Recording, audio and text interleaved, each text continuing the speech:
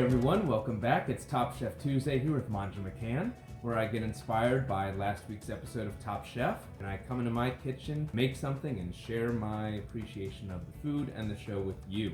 Last week on Top Chef, contestants all gather in a little cottage in the English countryside. It was very quaint, and they all went there and made a nice family-style meal based on the holidays. And this past weekend, we had Passover and Easter, and in fact, in Europe, it's Easter Monday. We don't celebrate that here in the US, unfortunately, but I am bringing you all to Italy with me. I'm going to make this Casatiello. Very simple, right? It's the day after the holidays, we've all been cooking big meals. You don't want anything too complicated. Use up whatever meat you had from Easter. So typically that's a ham or you got lamb, but we did celebrate Passover for my wife's side of the family.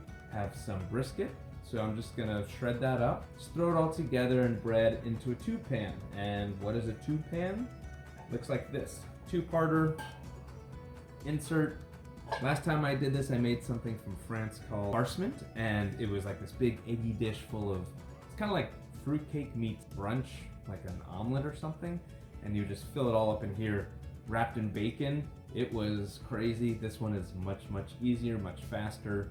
No bain-marie that we're doing or anything like that. So you just get your dough, a little herby paste, put it on the bread, then you put in some cheeses, eggs on the top, and put the bread like a little cross pattern, reminiscent of another Easter treat. My mother made these. We had these growing up all the time as a kid. She made them again. But we're keeping it easy. It's Easter Monday, it's a holiday. I'm not gonna go through this fussiness. So I'm gonna boil the egg ahead of time and put everything in together. Roll it up, put it in the pan, let it rest, let the dough rise for about an hour, bake it for 30 minutes, let it sit, slice it up and enjoy. All right, ciao.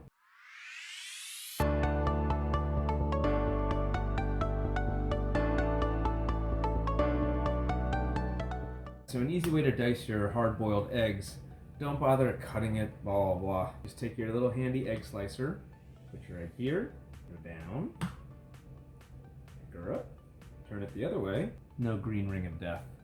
Head to Manja McCann, you can find out my tips and tricks for the best way to boil an egg, right? So slice it once, turn it a quarter, go back down, perfectly diced, beautiful, lovely egg. Nice and warm, okay? Briefly knead it, pat it out into a disc, roll this out to a 12 by 16.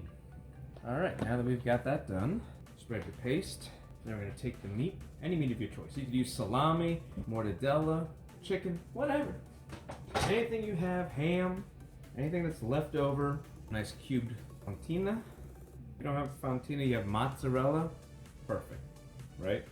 Mozzarella, provolone, fontina. Duke always knows when it's the appropriate time to come around. He knows when it's going to be time when I'm prepping something and I may spill. He also knows to come around right around the end of the bake. If I ever forget to set a timer, Duke lets me know. This is everything, right? We are throwing the kitchen sink at this. That's all it is. Just making some good, tasty stuff.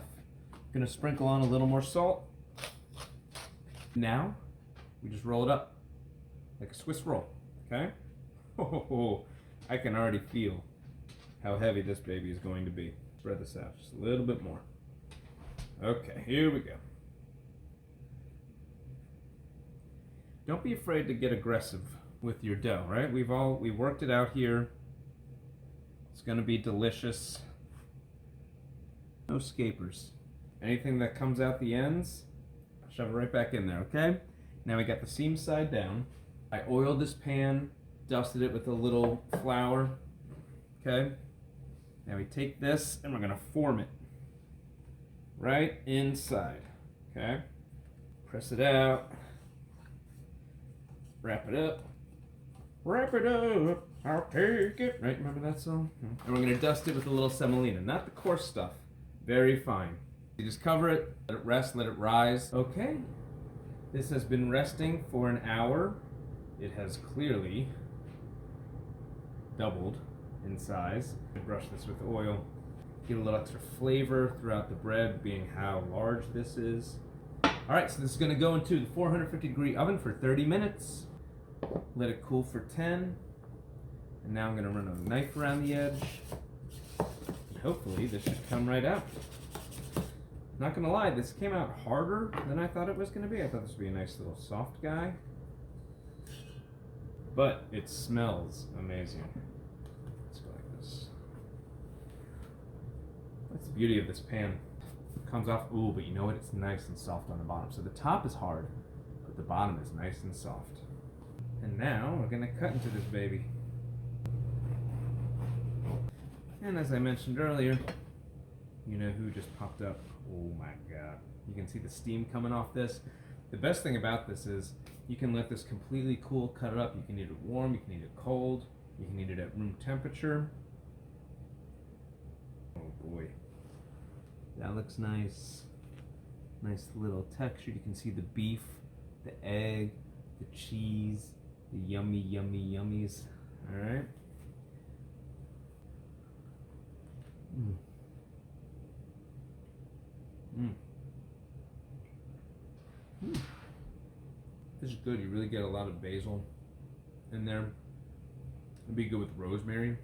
Really good with rosemary. It's very bread centric. It's from Naples. I'm actually surprised it's this thick. You know, Naples is known for their very thin, airy pizzas. But it is what it is. And it's delicious. People take these on hikes. I could see why. You know, after a hike, you need a nice, big, hefty something to eat. Get your energy. Creamy cheese, the fontina, to go along with the beef. You can get this recipe at Manja McCann. Come back next week, Top Chef Tuesday, where I get inspired by what I see on Top Chef and make it here in my home kitchen. All right, ciao.